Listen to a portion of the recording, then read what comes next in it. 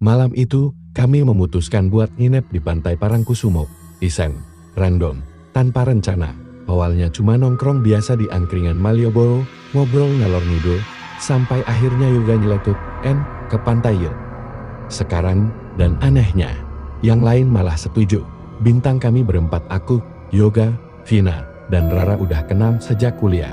Dulu sering banget ngadain trip dadakan, tapi kali ini, agak beda. Nggak tahu kenapa, ada perasaan aneh sejak kami masuk mobil. Mungkin, karena udah hampir tengah malam dan tujuannya pun bukan tempat biasa. Bintang Parangkusumo emang terkenal. Banyak orang bilang itu tempatnya keramat. Disitulah, katanya tempat Nyi Roro Kidul bersemayam. Banyak orang juga datang ke sana buat semedi, tirakat, atau ritual tertentu. Tapi kami cuma pengen nginjek pasir down, sambil bikin konten. Buat iseng-iseng, gak ada niat aneh-aneh, gak mancing, gak mandi laut, cuma pengen duduk di bawah Bintang, dengerin suara ombak, makan mie rebus. Gitu doang. Bintang sesampainya di pantai, suasananya sepi banget. Cuma ada suara ombak dan angin. Langitnya gelap, bulan gak kelihatan, tapi ada titik cahaya jauh di sisi kanan. Kayak dari senter orang mancing atau nelayan. Kami parkir agak jauh dari pantai, jalan kaki sambil ketawa-ketawa. Rara mulai cerita soal kisah mistis di sini.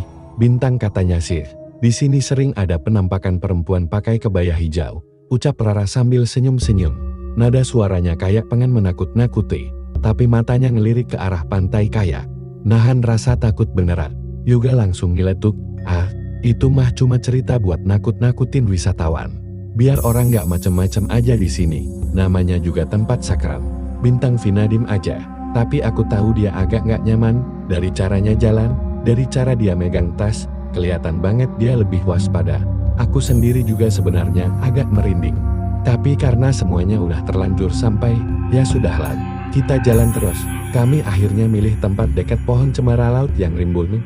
Gak terlalu dekat laut, tapi masih bisa dengar jelas suara ombak. Kami pasang tenda kecil yang muat buat 2 orang, tapi karena cuma semalam, 2 orang tidur di luar pakai sleeping bag. Api unggun juga kami bikin dari kayu kering yang kami temukan di sekitar situ. Nyala kecil, tapi cukup buat bikin hangat. Bintang awalnya semua terasa biasa aja. Kami ngobrol soal kehidupan, nostalgia masa kuliah, bahkan ngerumpin dosen killer dulu. Vina buka termos kecil, ngeluarin kopi sacan. Aku masak air pakai nesting dan kompor portable.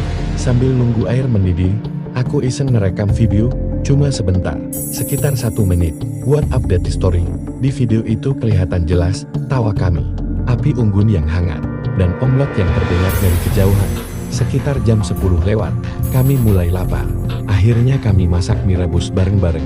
Suara mendidih dari panci kecil, aroma bumbu mie instan, dan hawa malam yang dingin bikin suasana makin nyaman waktu makan. Rara mulai cerita lagi, tapi kali ini lebih serius. Bintang temenku pernah kesini. Katanya dia lihat cewek berdiri di tengah laut. Jalannya nggak kena ombak, terus hilang. Semua langsung diam sebentar. Yoga cengar-cengir, nyobanya, masa sih? Kalau benar, ayo kita ke tengah laut sekarang. Jangan sembarangan, potong Vina, ini pantai sakral loh. Ya, walaupun kita cuma main, ya tetap harus sopan. Bintang aku ngangguk setuju. Dalam hati, aku juga merasa agak bersalah. Karena sebelum berangkat, kami nggak pamit, nggak permisi apa-apa, bahkan kami masuk ke area yang sebenarnya sering dipakai untuk meditasi. Tapi lagi-lagi, karena niat kami cuma pengen ngadem dan menikmati malam, aku anggap gak masalah. Bintang waktu terus berjalan. Sekitar jam 11 malam, suasananya mulai berubah. Awalnya angin pelan, tapi lama-lama makin kencang.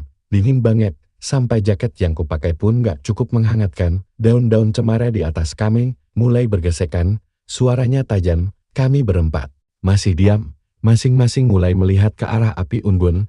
Api yang tadinya stabil, mendadak mengecil lalu padam begitu saja. Tanpa suara, tanpa alasan, gelap total. Aku langsung merogoh senter kecil dari tas. Tapi pas dinyalain mati, Yoga juga coba pakai senter HP.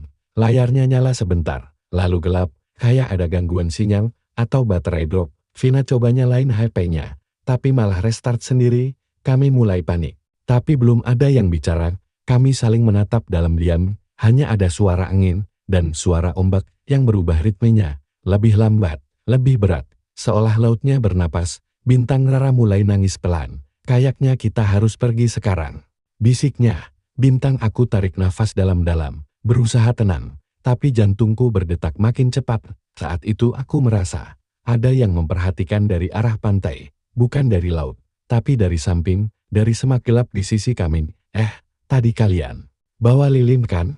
Tanya Yoga setengah berbisik. Vina cuma gelang pelan. Kami coba cari-cari korek cadangan, dan akhirnya aku nemu satu di saku celana, nyala. Satu-satunya cahaya malam itu, kecil, tapi cukup buat lihat wajah masing-masing. Semuanya pucat mulut. Rara bergetar, Vina pegang erat tanganku. Yoga, diam, gak lagi sok berani seperti biasa. Bintang kami duduk berdekatan.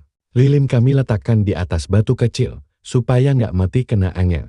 Tapi tetap saja, cahaya itu gak bisa menjangkau lebih dari 1 meter, semua di luar batas cahaya, hitam, pekat, hampa, dan saat kami diam, hanya dalam sunyi itu, aku sadar suara tawa kami yang tadi terekam di video, udah digantikan oleh bisikan, entah dari mana, bintang entah dari siapa, bintang tapi jelas, itu bukan suara kami.